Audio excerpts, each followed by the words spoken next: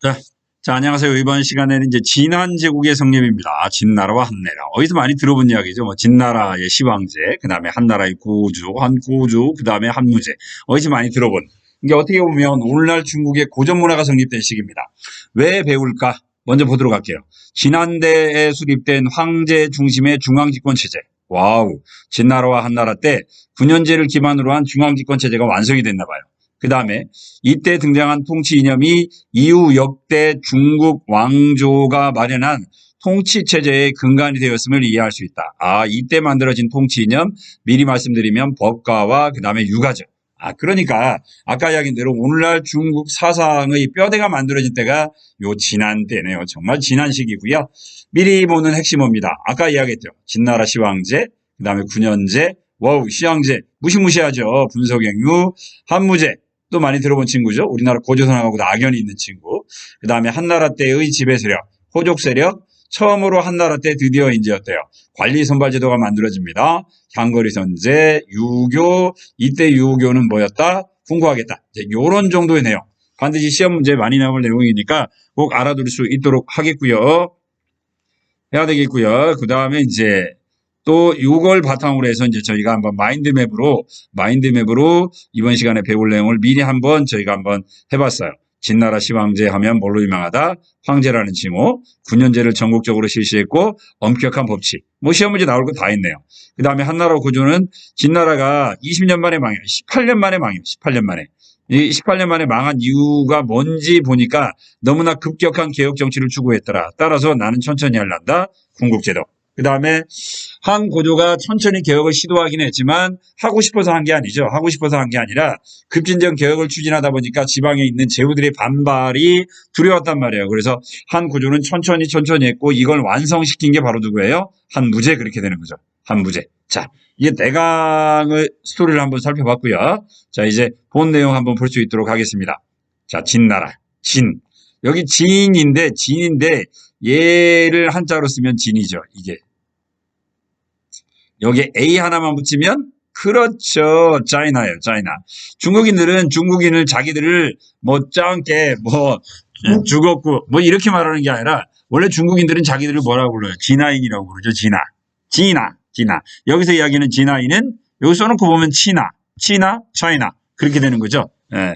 그러니까 중국인들은 그들 나라 이름을 요 진으로부터 따서 이야기를 하고 있어요. 차이나입니다. 그 진입니다. 그 진. 그래서 약 550년간에 걸친 500여 년에 걸친 춘추 전국 시대의 혼란을 수습을 한 것은 서쪽에 있던 어느 나라였다? 진나라였다. 가장 서쪽에 있었다. 그 다음에 진나라는 어떻게 보면 서쪽에 있었기 때문에 진이 중국을 통일했다. 왜? 서쪽은 선진 문물이 들어오는 곳이었어요. 유목민족하고 맞닿아 있고 그래서 애들은 선진 문물로부터 유목민족으로부터 뭘 받아들이냐면 기마전술이죠. 기마전술. 따가닥. 자, 거기에다가 기원전 4세기경에 법가 사상가였던 상황을 등용하여 적극적인 부국강병책을 추진하면서 전국 치료. 그죠? 하나가 됐고 221년에 중국을 통일했다. 자, 중국을 통일한 진나라 정은 자신을 처음으로 황제라고 불렀다라는 측면에서 처음 시자 뭐라 불러요? 시황제라고 부르죠. 자기를 시황제라고 불러요. 처음으로 무슨 용어로 썼다? 황제라는 용어로 썼다. 그래서 First Empire 시황제라고 불렀죠. 그러니까 자기는 7개 나라를 다 통일했는데 자기를 왕이라고 부르기는 쪽팔리더라 해갖고 처음으로 황제라는 용어를 썼고요. 그 다음에 전국을 몇 개로 나눴다. 36개로 나누어서 이곳에 직접 뭘 파견한다? 관리를 파견하는 거 뭐예요? 군현제라고 말씀드렸어요. 우리 저번에 봉건제는 뭐라고 그랬어요? 봉건은 제후가 세습이라고 그랬죠. 봉건제는 세습제도지만 군현제는 세습이 아니라 국왕이 지방으로 관리를 뭐한다? 파견한다. 임명한다. 자, 한 번 관리가 되면 이게 평생 가느냐? 그렇지 못했죠. 그죠? 그리고 내가 만약에 예를 들면 전주시장이 됐다. 선택가냐? 그렇지 못했죠. 그죠? 그게 좀 이제 군현제와 그 다음에 봉건제의 차이점이라고 보시면 돼요. 아무튼 군현제를 시행하였고 중앙 집권에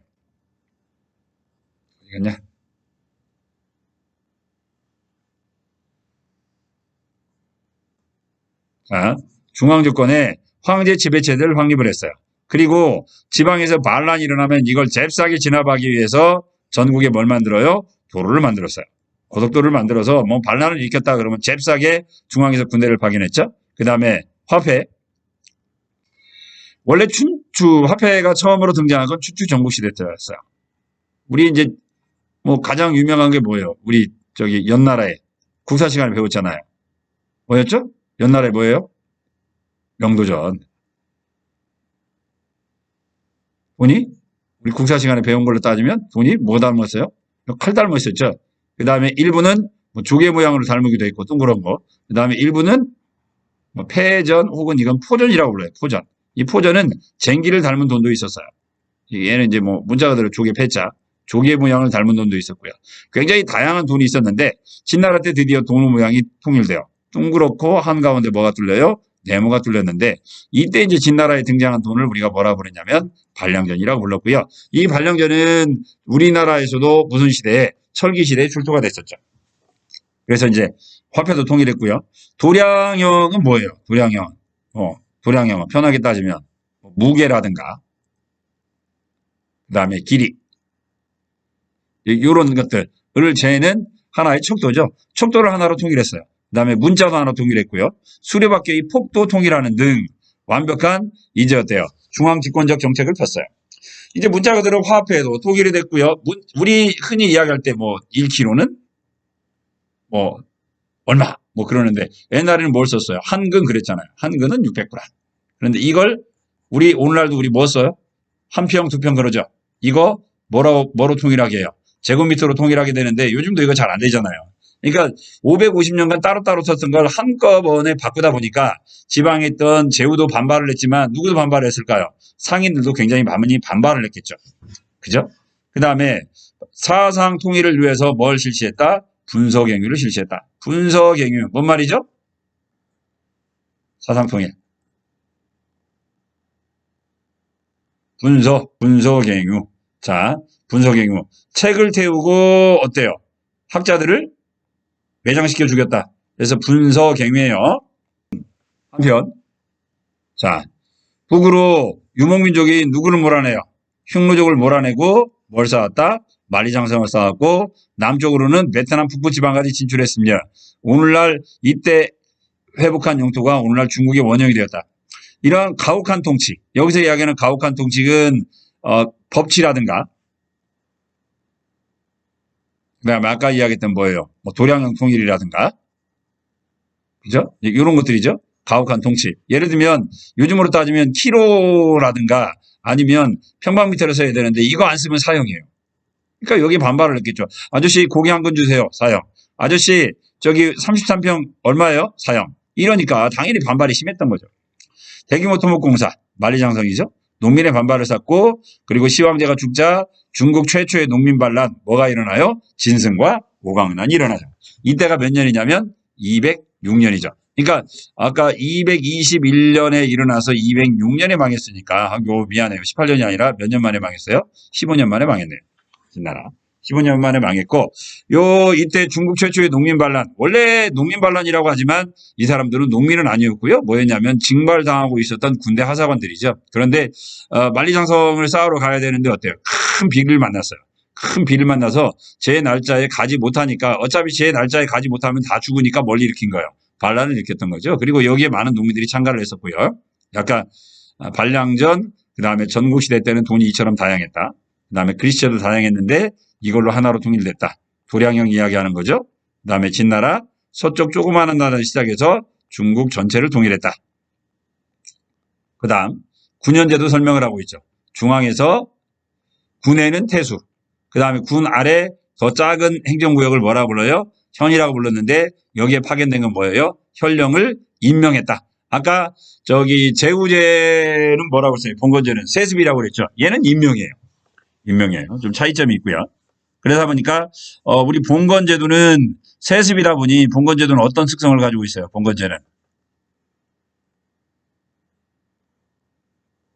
봉건은 그래서 지방 분권제 성격이 강하다라고 몇 번 말씀드렸죠. 자, 그 다음에 한나라 갑니다. 진이 멸망한 후, 저기 뭐예요? 한나라 유방. 누구하고 싸워요? 유방하고. 여기 없네. 유방하고 누가 싸워요? 항우가 싸우죠. 둘이 싸워요. 이게 뭐예요? 장기판 싸움이죠. 장기판이요. 그러니까 망한 게 BC 206년인데요. 202년까지 싸웠어요. 4년간 싸웠죠. 그래서 최후에는 유방이 승리를 거뒀어요. 자, 이때 고조는 수도를 장악하느라 하고 궁국제를 시행했어요. 이 궁국제는 아까도 이야기했지만 얘는 점진적 개혁이에요. 점진적 개혁이에요. 그럼 점진적 개혁을 시도했던 점진적 개혁이었던 궁국제의 내용을 보면 중앙에는 황제가 있는 건 9년제하고 같아요. 그리고 중앙 있죠. 왕 가까운 데는 뭘 실시해요? 9년제를 실시했고 먼 곳은 뭘 실시했어요? 봉건제를 실시했어요. 봉건제를 실시해서 이제 정확하게 따지면 어떻게 보면 반반치킨이죠. 그리고 이제 왕 가까운 곳은 왕이 관리를 파견했고요. 그 다음에 먼 곳은 제후들이 어때요? 여기 보니까 세습이고 무슨 단어가 써 있어요? 자치를 인정한 거죠. 자치를 인정함으로써 지방에 있는 누구의 반발? 제후들의 반발을 무마시키고자 했던 거죠. 그런데 시간이 가면 갈수록 왕의 힘이 세지자 조금씩 누구를 제거를 해요. 제후들을 하나씩 제거하기 시작했고요. 7대 임금이었던 무제 때, 7대 무제 때 이제 무슨 반란이 일어났냐면 5초 7국이 난이 있어요. 오나라와 초나라 7개의 제후들이 마지막으로 반란을 일으켰는데 이걸 진압을 해요. 5초 7국난을 진압을 하면서 이제 어때요? 관무조 때 이제 전국적으로 9년제가 실시가 되죠. 그러니까 한꺼번에 한 게 아니라 약 한 150년간 서서히 실시한 거예요. 한나라는요. 좀 약었죠. 진나라 시황제에 비해서. 자, 무제는 동중서의 건의로 유교를 통치 이념으로 채택을 했어요. 그래서 황제 중심의 정치체제를 확립했어요. 자, 유교 이꼬르 누굽니까? 동중서예요.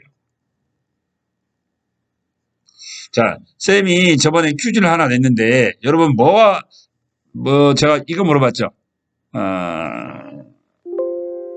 법이 무서울까요? 아니면 법이 무서워요? 아니면 도덕이 무서워요? 여러분들이 볼 때.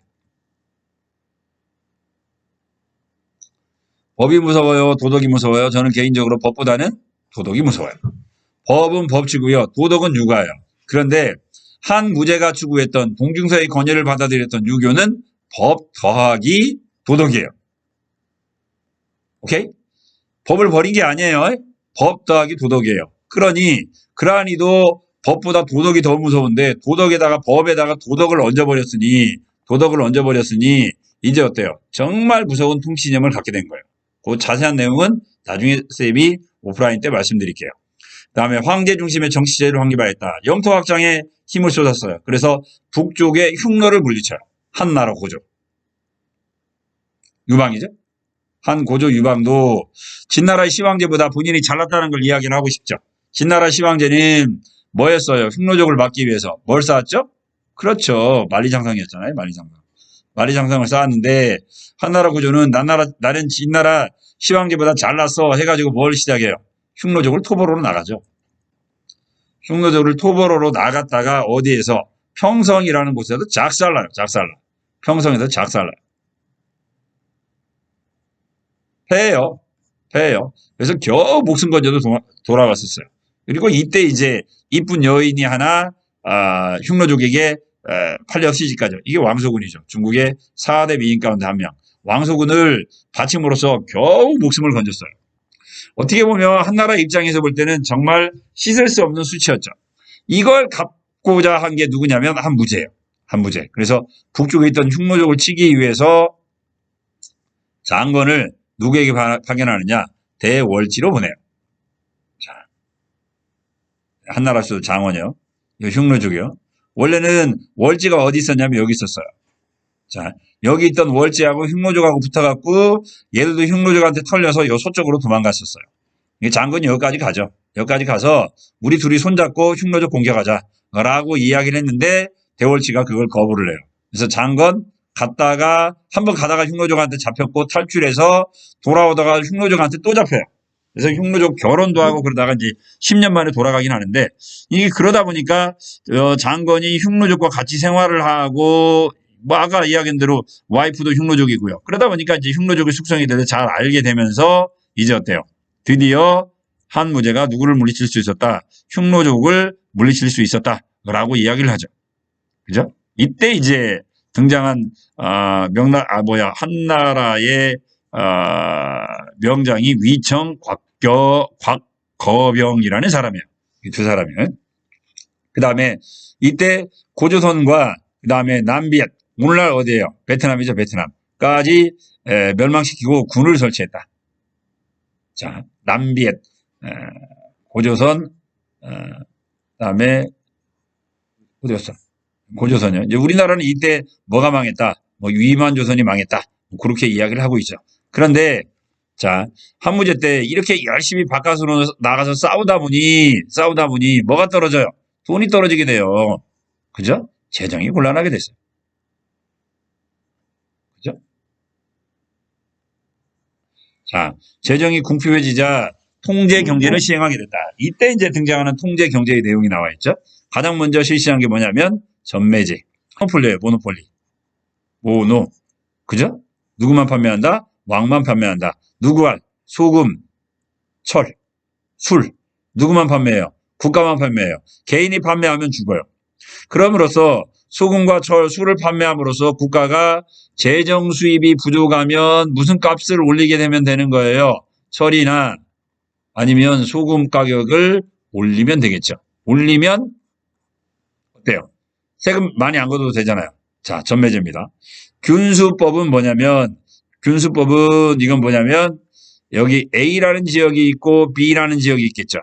그죠? 여기 특산물이 있고 여기 특산물이 있죠. 당연히 A 지역에서는 B 지역이 비쌀 거고 B 지역에는 A 것이 비쌀 거 아니에요. 이걸 중앙 여기서 사들여요. 국가가 사들여요. 국가가 사들여가지고 A가 부족하면 A 지역에 B가 부족하면 여기다 팔고 그랬던 거죠. 즉 이걸 누가 해야만 했던 역할을 상인이 해야 될 역할을 누가 해요? 국가가 하게 되는 거죠. 그죠? 국가가 하게 돼요. 자, 이건 균수법이고요. 지역 간의 차이점. 그 다음에 평균법은 이건 뭐예요? 요즘으로 따지면 우리나라로 따지면 평균법은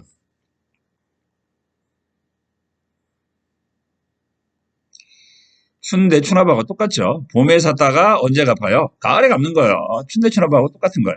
역시 상인들이 했어야 되는데 이걸 누가 대신하는 거예요? 국가가 대신하는 거예요. 그죠? 그 다음에 직접적으로 대놓고 상인들을 억상했다. 상인에게는 농민의 5배의 세금을 걷었다. 그 다음에 화폐를 통일했다. 오수전이죠. 오수전. 이처럼 상업을 억압하는 정책을 펴함으로써 상인들의 활동을 억압하고 이익이 되는 걸 누가 다 가져갔다? 국가가 다 가져갔다. 한무제의 통제 경제, 계획 경제 정책이죠. 그 다음에 무제가 죽은 다음에 외척과 황간의 권력 다툼으로 한나라는 외척이었던 왕망에게 망해요. 왕망이 세운 나라가 바로 신나라예요. 신나면 좋아요. 이 왕망은 토지 국유화와 노지 매매 금지 등 주나라의 제도를 이상형으로 한 개혁을 시도했어요. 그러니까 이제 토지를 국유화했다는 이야기는 그만큼 뭐예요? 빈부격차가 심화됐다는 얘기죠. 그죠? 빈부격차가 심화됐다는 이야기예요. 그래서 심화된 빈부격차를 없애기 위해서 토지를 국유화를 하려고 하자 많은 재산을 가지고 있던 누가 여기 반발을 해요? 호족들이 반발을 했죠. 그죠? 호족들이 반발에 의해서 이제 어때요? 17년 만에 뭐예요? 얘도 망하게 돼요. 17년 만에 신나라도 망하고 뭐가 등장하냐면 후한이 등장을 했어요. 후한을 세운 사람은 누구냐면 광무제예요. 광무제. 전환의 제도를 부활시키고 유교를 존중하는 정책을 폈다. 그러나 2세기 말에 시작된 환관과 외척싸움. 이게 이제 삼국지 앞부분이죠. 그죠? 그래서 각지에서 농민 반란이 일어났는데 이때 일어난 농민 반란을 우리가 뭐라고 부르냐면 황건적은난이라고 불러요. 그러니까 중국 최초의 농민 반란 진승과 광난. 그 다음에 한나라가 망할 때 등장한 난 뭐예요? 황건적은난이 되겠죠. 자, 마지막에 이제 한대의 사회화 문화 볼게요. 자, 철제 농기가 보급됐어요. 춘추전국 시대 때 이후로 더 많이 보급됐고요. 농업 생산량이 늘어나면서 토지 사회화가 나타나게 됐고요. 우리 저번에 이야기를 했죠. 그죠? 이제 철저히 농기구를 가진 사람은 없는 사람에 비해서 경작할 수 있는 토지 양이 굉장히 늘어나게 돼요. 빈부격차가 그만큼 어때요? 심화되게 됐죠. 그래서 부자들은 뭐가 되냐면 호족이 돼요. 그죠? 호족이 나타나 토지를 잃고 떠도는 농민들을 어때요? 예속민으로 삼아서 많은 부를 축적하게 됐고요. 그 다음에 향거리 선제라고 하는 관리 선발 제도도 등장을 하게 돼요. 한 부자가 시행한 제도로서 지방관이 덕망 있는 인재를 중앙에 뭐하는 제도? 추천하는 제도예요. 선발 기준은 유교 도덕의 실천과 그 다음에 효와 실천과 그 다음에 청렴 결백 이 기준이었어요. 그러니까 한마디로 표현하면 향거리 선제는 뭐냐면 유교에 대한 지식과 그 다음에 실천을 한 사람들을 관리로 추천받았던 제도예요. 그러다 보니 이 향거리 선제를 통해서 누가 많이 중앙에 등용을 하게 되냐면 아무래도 효도 뭐가 있어야 돼요. 솔직히 이야기하면 돈이 많아야 효도도 할 수 있잖아요. 돈이 많아도 효도도 할 수 있고요. 그래서 이제 호족들이 중앙의 지배계층으로 올라가게 돼요. 그죠? 그 다음에 정부는 호족 세력들을 억누르려고 그랬지만 억누르려고 했던 대표적인 사람이 아까 이야기했던 뭐예요? 신나라를 세운 왕망이었죠. 그러나 막지 못했다. 그 다음에 한대에는 춘추 전국시대 때 이래로 문화가 중업되어 여기 꼭 표시하세요. 중국 전통문화의 기틀을 마련하게 돼요. 그래서 아까 중국인들은 자기네 나라를 뭐라고 부르지만 진화라고 이야기를 하지만 우리나라에서는 중국을 이야기할 때는 요 한이라고 쓰죠. 한나라 한자. 그다음에 중국인들도 우리는 뭐라고 그래요? 한족이라고 부르죠. 그러니까 동양에서는 이 한나라 한자를 중국을 상징하는 단어로 사용하게 되는데요. 요때 이제 어때요? 한나라 때 중국의 전통문화의 기틀이 마련되었기 때문이다. 라고 보시면 되겠고요. 그다음에 유가사상, 아까 한무제, 동중서 이야기했죠. 그죠? 그래서 법가사상을 수용하여 황제와 국가 권력을 옹호하는 지배 이념으로 자리 잡았다. 무제는 오경박사, 오경, 시경, 서경, 역경, 예기, 신추예요. 이걸 연구하는 게 바로 뭐냐면 오경이에요. 그리고 이 오경을 연구하는 유교를 우리가 뭐라 불렀냐면 훈구학이라고 불렀어요. 훈구학. 훈구학은 이 오경의 해석과 그 다음에 경전 수집이에요. 오경의 해석과 경전을 수집하는 거 훈구학이에요. 훈구학이요. 동중서입니다. 동중서. 즉 황제는 하늘의 덕을 받아서 세상을 통치한다는 이야기예요. 즉 주나라의 독주주의와 천명사상을 그대로 갖다 씁니다. 그 다음에 분서경유. 아까 경전을 수집하고 해석하는 거 훈구학이라고 말씀드렸죠. 그 다음에 민간에는 신비주의 사상이 있었는데 태평도 오두미두였고요. 이게 나중에 이제 불교로 갑니다. 불교하고 연결이 됩니다. 그 다음에 사마천의 사기. 그 다음에 반고의 한석. 둘 다 뭘 특징으로 하고 있어요? 기전체를 특징으로 하고 있죠. 기전체. 그래서 중국 역사서의 서술의 표범이 되었고요. 그 다음에 후한 때 채윤이라는 사람이 뭘 들여와요? 제지술도 들여오게 됩니다. 기전체에 대해서는 나중에 설명드릴게요. 시간이 별로 없어서 기전체는 제가 나중에 설명드리도록 하겠습니다. 일단 이걸로 마칠게요. 이번 시간.